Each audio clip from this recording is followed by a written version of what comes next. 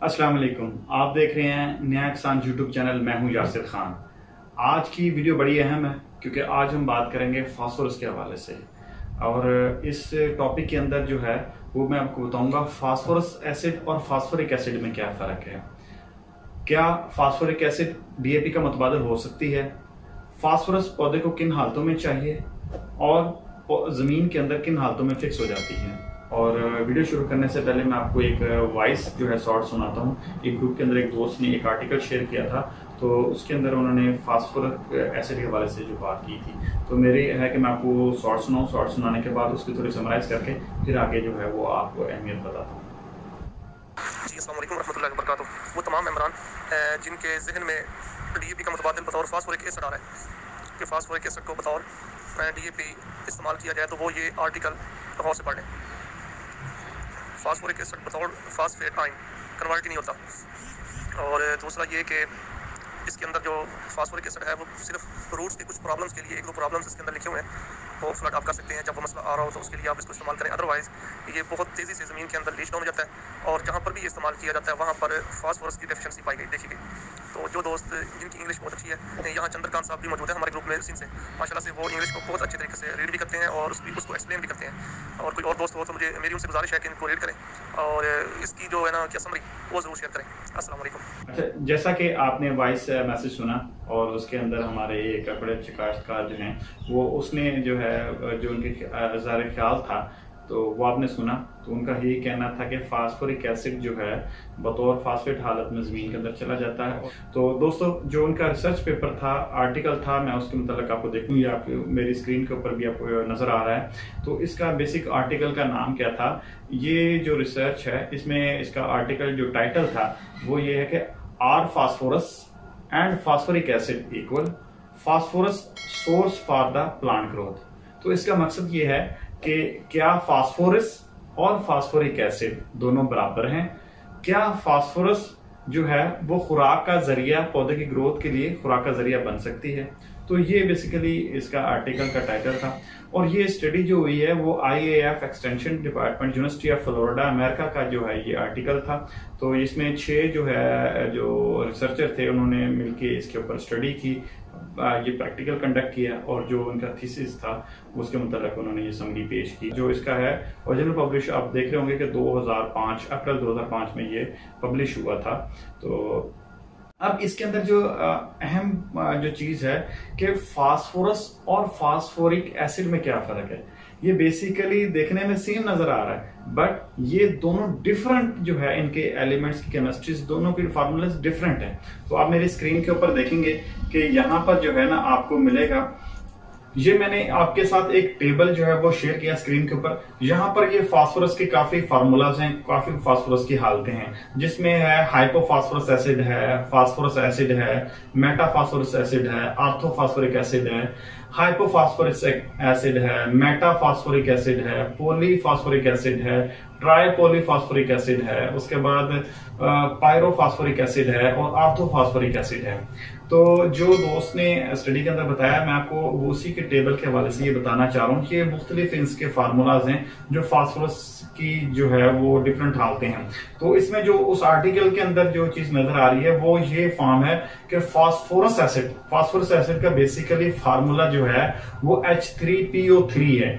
जो phosphoric acid का formula है वो H3PO4 है। तो ये बेसिकली इसके अंदर ऑक्सीडेशन सिर्फ ऑक्सीजन आयन का फर्क है। वहां पर जो फास्फोरस एसिड है वहां ऑक्सीजन आयन 3 है, यहाँ पर जो फास्फोरिक एसिड के अंदर जो ऑक्सीजन की मिकदार है वो 4 है। तो ये जो है बेसिकली H3PO4 जो है ये फास्फोरिक एसिड है। तो वो फास्फोरस जो है वो डिफरेंट है।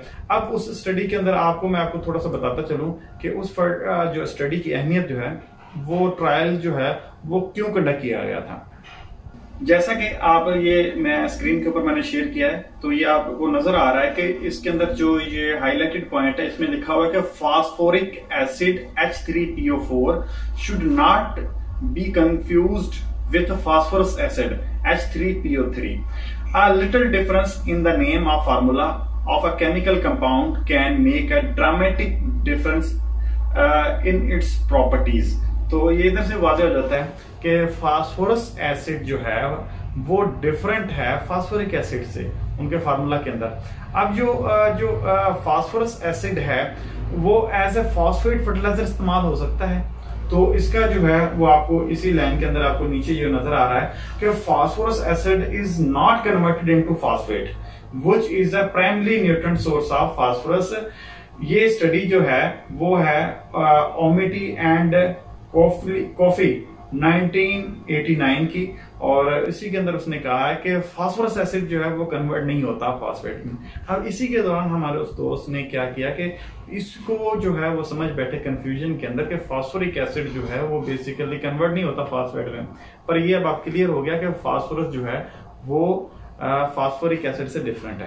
अच्छा, ये जो फास्फोरस है अब ये क्या काम करता है? ये बेसिकली जो ये फास्फोरस है ये बतौर जो है होमिसाइड्स जो है कुछ पैथोजन के ग्रुप्स हैं जिसके अंदर बड़ा एक्सीलेंट कवर कंट्रोल करता है। बतौर फंजीसाइड आप जिसे कह सकते हैं कि बड़ा जबरदस्त ये कंट्रोल कर सकता है। उसके अंदर कौन कौन से, जैसे फाइटोफथोरा इन्फेस्टस जो है वो आलू के ऊपर लेट ब्लाइट जिसे हम कहते हैं उसके लिए बड़ा जबरदस्त है। और उसके बाद दूसरे नंबर पर डाउनी मिल्ड्यू के लिए बड़ा जबरदस्त कवर करता है। इसके अलावा क्राउन जो है रॉड्स जो है उसके ऊपर बड़ा जबरदस्त काम करता है।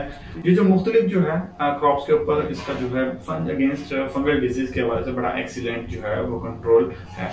ये बेसिकली जो आर्टिकल आपके साथ मैंने शेयर किया है इसकी स्टडी जो है वो बेसिकली फास्फोरस और फास्फोरिक एसिड के हवाले से डिफरेंट था।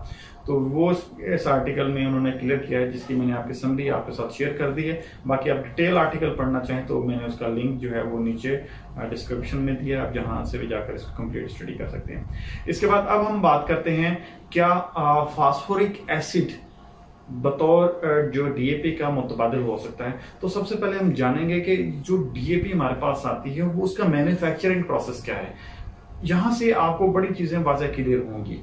तो इसके अंदर आपको बड़ा अहम पॉइंट मिल जाएगा। मैं आपके साथ एक मैन्युफैक्चरिंग जो है वो स्क्रीन शेयर कर रहा हूँ। इसके अंदर ये आपको स्क्रीन के अंदर नजर आ रहा होगा एक चार्ट है, मुख्तलिफ जो है टेबल। इसमें है production of phosphoric acid and chemical fertiliser from phosphate rock by strong acid process. तो ये इसका प्रोसेस है। इसके अंदर आप देखेंगे कि होता क्या है कि बेसिकली जो हम मिनरल्स एक्यूनियस रॉक जो होते हैं, पत्थर्स जो होते हैं, जो फास्फोरिक पत्थर होते हैं, वो उनको जो है ग्राइंड किया जाता है। वो एक स्ट्रॉन्ग एसिड के अंदर जो है उसको रिएक्टर के अंदर मिक्स किया जाता है। मुख्तलिफ उसके टेम्परेचर्स होते हैं। वहां से फिर वो प्रोसेस होने के बाद फिर आगे फर्दर प्रोसेस के अंदर जाता है जहां पर उसकी फिल्ट्रेशन होती है। तो ये आपको स्क्रीन के ऊपर नजर आ रहा होगा कि यहाँ पर ये देखें जो प्रोसेस हुआ है, प्रोसेस होने के बाद यहाँ पर ये इसका 75% फास्फोरिक एसिड जिससे कंसंट्रेटेड फास्फोरिक एसिड बना है। अच्छा, ये ही फास्फोरिक एसिड आगे जो है मुख्तलिफ और प्रोसेस में जाता है जहां पर ये अमोनिया के साथ जो है वो मिलकर जो रिएक्ट करता है, जहां पर हमारा जो है एमएपी बनता है, टीएसपी बनता है, डीएपी बनता है, एसएसपी बनता है, इसके अलावा एनपीके बनता है। मुख्तलिफ ये एलिमेंट के साथ फर्दर प्रोसेस के अंदर होकर जो ग्रेनुल फॉर्म में हमें बैग्स के अंदर आता है।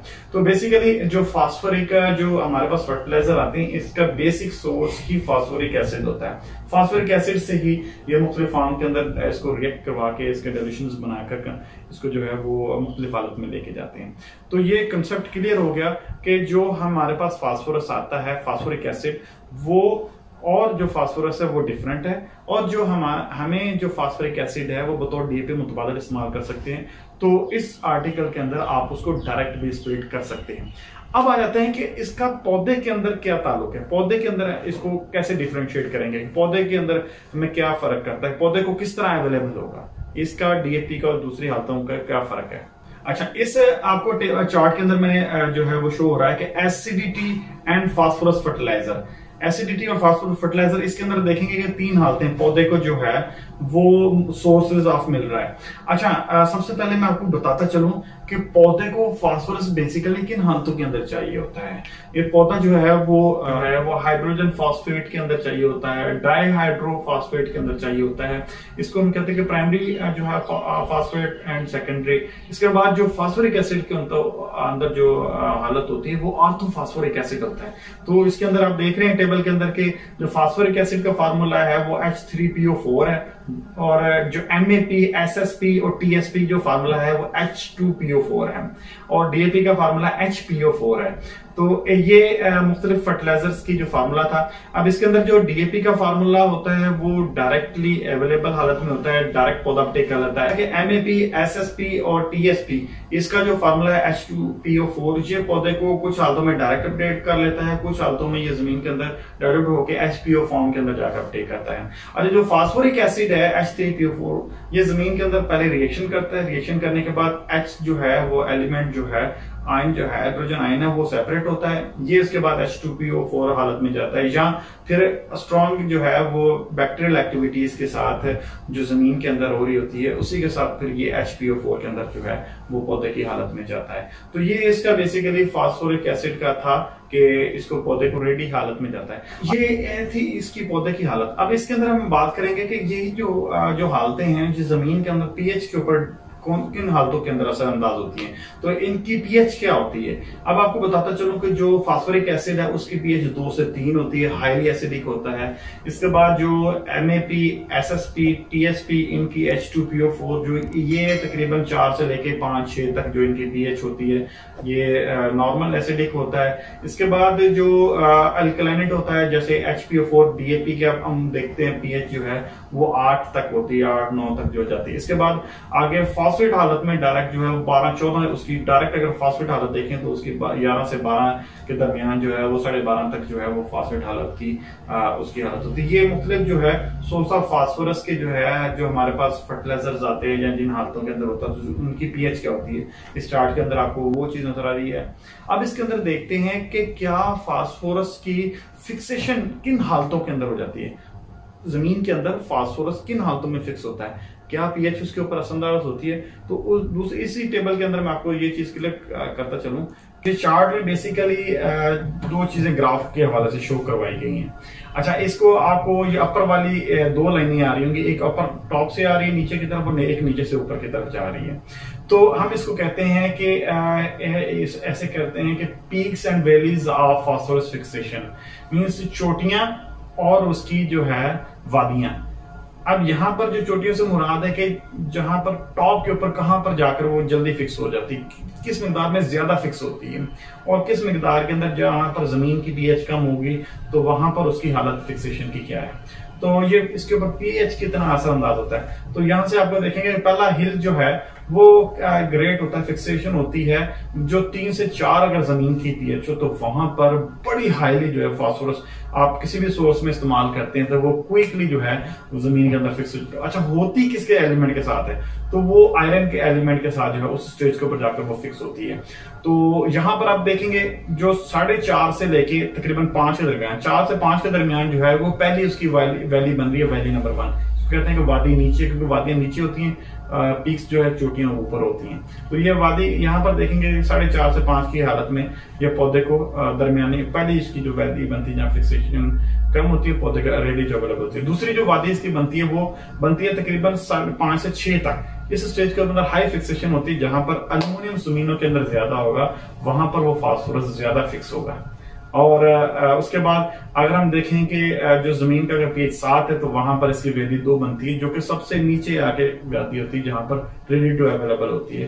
तीसरी इसकी जो पीक बनती है वो बनती है जहां पर 8 के ऊपर अगर जाएगी वो मीडियम फिक्सेशन होती है, रेडी टू अवेलेबल होती है। और जिन जमीनों के अंदर वहां पर अगर कैल्शियम होगा तो वो फिक्स हो जाएगी विद कैल्शियम के साथ, कैल्शियम के साथ वो मिक्स होके तो रिएक्शन करके वो कैल्शियम फास्फेट बन जाता है, तो वो पौधे के लिए अवेलेबल हालत में रहती है।